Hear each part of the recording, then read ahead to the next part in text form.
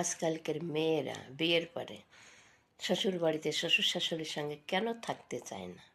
কেউ ভেবে দেখেছ?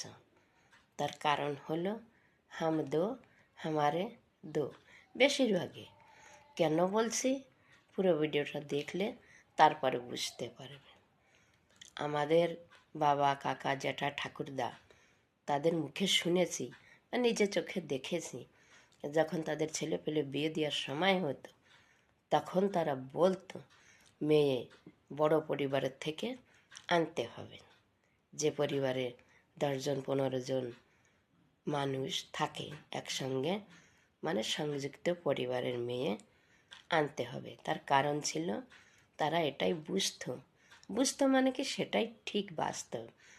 তারা এই বলতে চাইতো কি বড় পরিবারের থেকে মেয়ে আনলে সে মেয়ে শ্বশুর বাড়ি গিয়ে অ্যাডজাস্ট করে নিতে পারে। তার কারণ সে জানে, বড় ফ্যামিলির মেয়ে জানে যে কিভাবে পরিবারে থাকতে হয়, পরিবারে কিভাবে অ্যাডজাস্ট হতে হয়। কোনো জিনিস যদি কম থাকে তো সে বড় পরিবারের সেই মেয়ে সবাইকে নিয়ে একটু একটু করে, যেমন কোনো খাবারের জিনিস, আমার বাবাকে দেখতাম, আমার বাবা আমাদের জন্য বিস্কিট আনতো বেশিরভাগই ওই সময় বিস্কিটটাই বেশি পাওয়া যেত। কোথাও এদিক ওদিক গেলে বাবা আনতো। আমিও বড় পরিবারের মেয়ে, তা আমরা কী করতাম, কম থাকলে ওই ভেঙে ভেঙে কাকিমা জেঠিমা তাদেরকেও দিয়ে খেতাম। তাই বড় ফ্যামিলির মেয়েরা এরকম হয়, তারা জানে কিভাবে পরিবারে থাকতে হয়।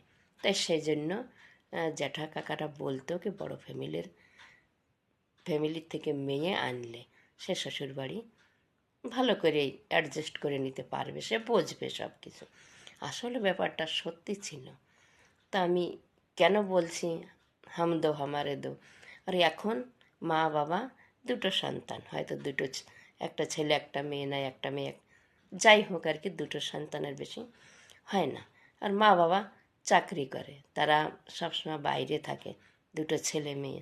তারা কি করে, স্কুলে চলে যায়। স্কুলের কিছু বন্ধুবান্ধব ছাড়া তারা আর কোনো সম্পর্ক আর কোনো তার সম্পর্ক তারা বেশি ভালো করে জানে না।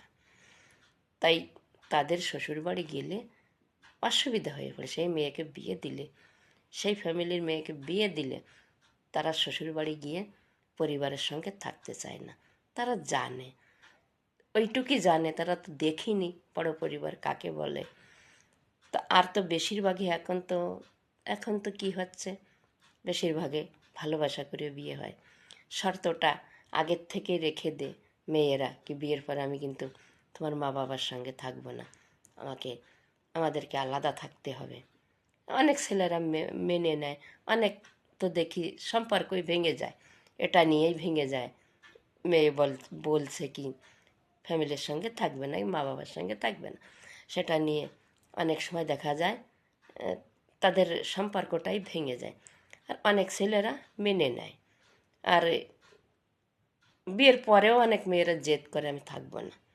তার মেন কারণ তারা বড় পরিবারে থাকতে তারা জানে না, তার মা বাবাই একলা থেকেছে, তারা ওইটুকুই জানে, এর থেকে বেশি জানে না।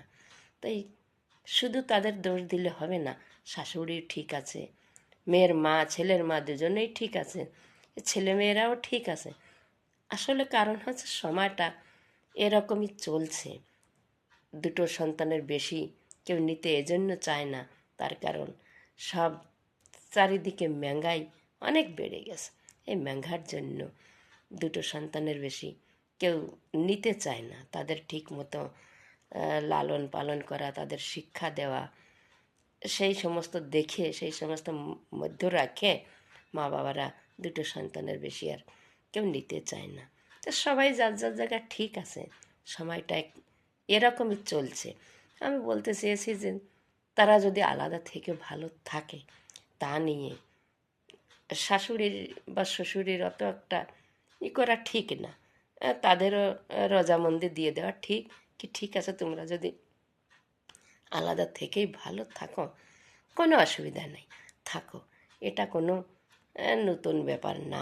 কিন্তু সব ঘরে এ সমস্ত কী হয়, অনেক সময় লোক লজ্জার ভয়ে শাশুড়ি শ্বশুর তারা মানা করে কি লোকে কি বলবে, বউ আসার পরে দেখো হয়তো শাশুড়ি খারাপ, এরকম কিছু একটা অনেক কিছু ভাবার আছে, কিন্তু তা ভাবলে চলবে না।